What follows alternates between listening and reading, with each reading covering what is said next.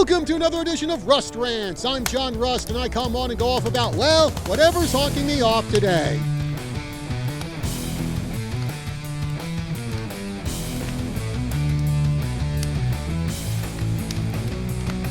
I thought I would take time today to delve into one of the world's greatest mysteries. Now, at first, I was going to talk about the numerous reports coming out of Peru of strange alien-like entities being sighted and photographed across that country. Then I figured, no, there's another unexplained phenomenon that I think deserves more attention. Something that has just left me perplexed for quite a while. And that is, why is Steven Seagal still making movies?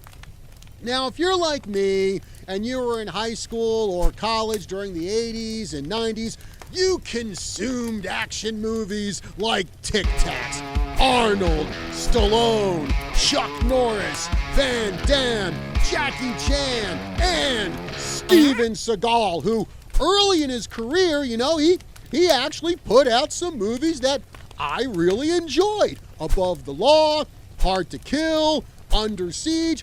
I thought they were all pretty good. But since the turn of this century, most of his movies have been direct-to-video releases, and, well, it's like someone challenged him to redefine the word suck. Steven Seagal accepted that challenge, and he succeeded at it. You go to Rotten Tomatoes, and these are some of the audience scores from his movies made after 2000.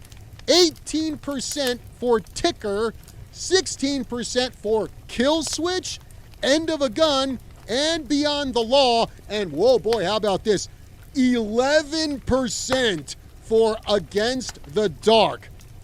And quite a few of these movies don't even have an audience score. Almost none of them have a critic score, and none of them have even gotten close to 50%. I think there was one that was like 45% audience score, but for the most part, they ain't even close to even cracking the 50% mark. And just to see if these movies are as bad as Rotten Tomatoes makes them out to be, I picked one of them at random to watch. It was a movie called Born to Raise Hell, where Seagal plays an international drug enforcement agent in Romania.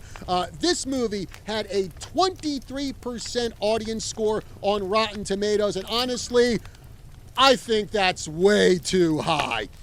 This wasn't even a so bad it's good movie. I'd like to call it a pile of gorilla dung covered in cockroach snot, which is then covered by rotten coconut. But that would be an insult to gorilla dung, cockroach snot, and rotten coconut. Everything about this movie was just disjointed. The plot, the editing, a lot of times I couldn't even tell what was happening or why it was happening or who was involved in these scenes because there was zero character development in this movie. Then there's Steven Seagal, who at the time the movie came out in 2010, he was pushing 60 years of age and probably also pushing the scale at around 270 pounds. 60% of the time, I couldn't even tell what he was saying, even with the subtitles on. His dialogue mainly consisted of, you gotta go over here and go get it, and go to have all my cookies. So in action scenes, there were times it looked like he'd never even held a gun before. There were times he'd even shoot without looking at his target. The fight scenes were choppily edited. There was no smooth flow to his fights like you would see in, say, a really good movie like John Wick. His girlfriend in this movie was young enough to be his daughter, which apparently is a theme in Steven Seagal movies. And honestly, I'm kind of surprised he can get an actress to be in a love scene with him because he has had a bunch of allegations thrown at him for doing not so nice stuff to women. I don't think I can say the actual word because YouTube and reasons. And getting back to his weight, now the body positivity people are probably going to be throwing a fit over this, but look, if you're going to be in an action movie and you're playing some special ops type soldier, cop, agent, whatever, you gotta look the part. You gotta be in shape. Hey, Tom Cruise, perfect example. This guy is, I think, 60, 61, but he keeps himself in great shape and he looks convincing in action scenes in his Mission Impossible movies. Heck, Charles Bronson was in his 70s during his last couple of Death Wish movies, and he still looked convincing in the part.